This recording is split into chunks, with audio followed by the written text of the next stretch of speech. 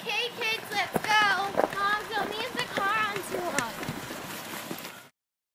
Mom, don't leave the car on too long. Why can't I?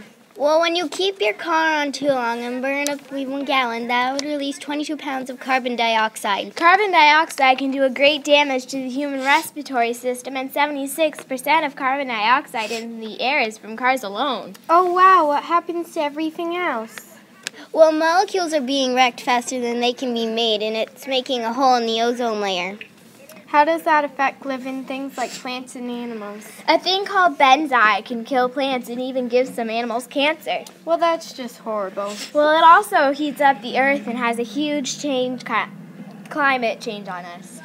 Is that why polar bears are losing their ice and becoming endangered? Yeah, we should be going to school, Mom. Excuse me, miss. Yes? Idling is very bad for the earth. Please shut off your car if you're not going to use it. Yes, ma'am. Thank you for telling me this. Where'd you learn this from? I learned this all from my children.